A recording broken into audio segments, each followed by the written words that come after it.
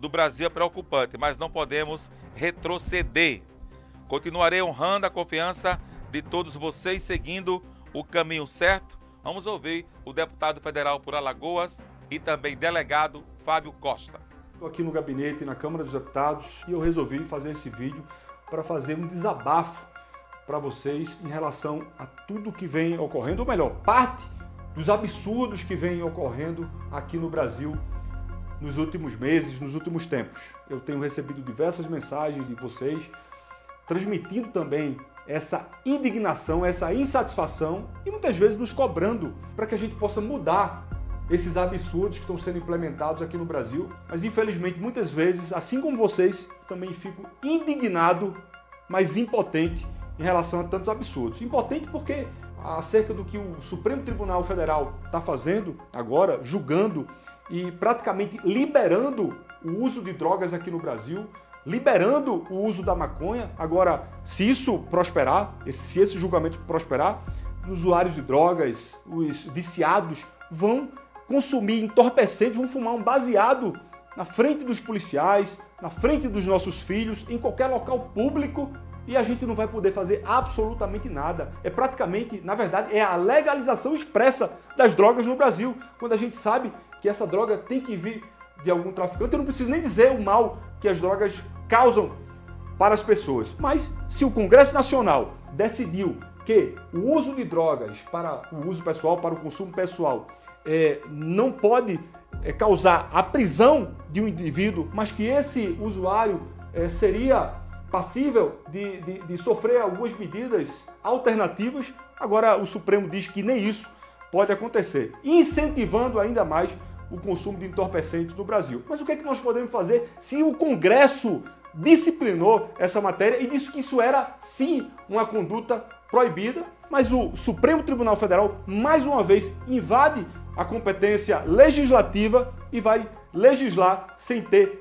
legitimidade para isso. Outro absurdo foi esse decreto de perseguição aos CACs, aos atiradores do atual governo, que praticamente inviabilizou, acabou com o tiro esportivo aqui no Brasil. Eu protocolei um PDL para assustar esse decreto do governo, outros parlamentares aqui, outros deputados também protocolaram, eu subscrevi, assinei também esses PDLs, e nós vamos fazer de tudo para mudar essa realidade.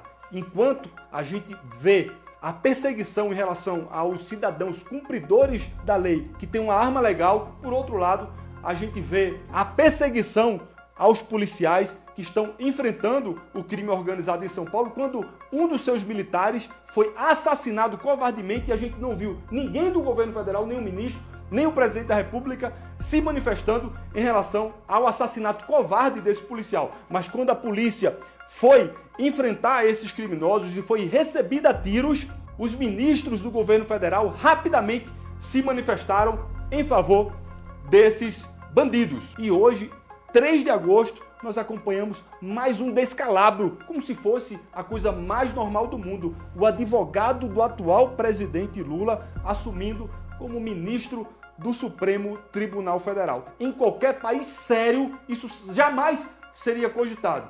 Seria apenas um enredo de um filme de ficção. Mas aqui no Brasil está acontecendo e a imprensa conduzindo toda essa história como se fosse a coisa mais normal do mundo. Um advogado que defendeu o atual presidente Lula nos seus processos de corrupção, pelos quais ele foi condenado por diversos juízes em diversas instâncias e hoje ocupa a mais alta posição de instância do poder no Brasil, que é a presidência da República, e ele ainda coloca o seu advogado como ministro do Supremo Tribunal Federal. Enquanto de um lado a gente vê políticos que se envolveram em escândalos de corrupção, hoje comandando o nosso país, de outro lado a gente vê políticos sendo processados, presos, presidente anterior declarado inelegível sem participar de nenhum escândalo de corrupção, como se fosse uma coisa normal, como se fosse algo que a gente deveria aceitar passivamente.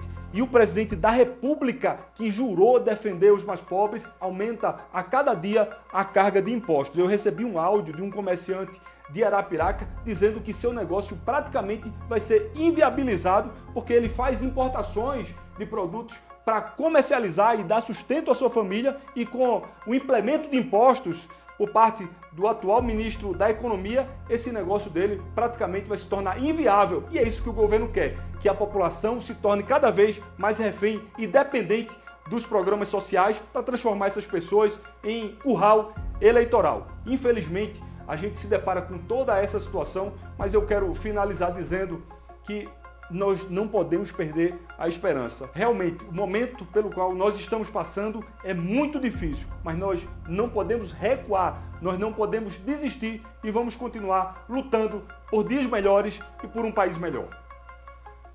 Muito bem, ótima fala do deputado federal Fábio Costa, deputado por Alagoas, também delegado Fábio Costa, e tudo isso passa pela lei da ficha limpa, né? Tem uma lei chamada Lei da Ficha Limpa. Se olhar a atual Câmara dos Deputados, a gente vai ver que tudo ficha suja, eleitos pelo povo. Mas não fizeram uma lei da Ficha Limpa? E por que essas pessoas que estão sujas no Poder Judiciário se candidatam e assumem cargos importantes? Tudo isso passa pela Lei da Ficha Limpa, que de limpa não tem absolutamente nada. Se você for na Câmara dos Deputados, temos 500 deputados, 513, mais da metade é ficha suja. Mais da metade é ficha suja. Mas está lá dentro, foi eleito. Cristiano Alves já está comigo, né? E eu sei que Cristiano é ficha limpa. E ele concorda com essas palavras. Tem uma lei, Cristiano,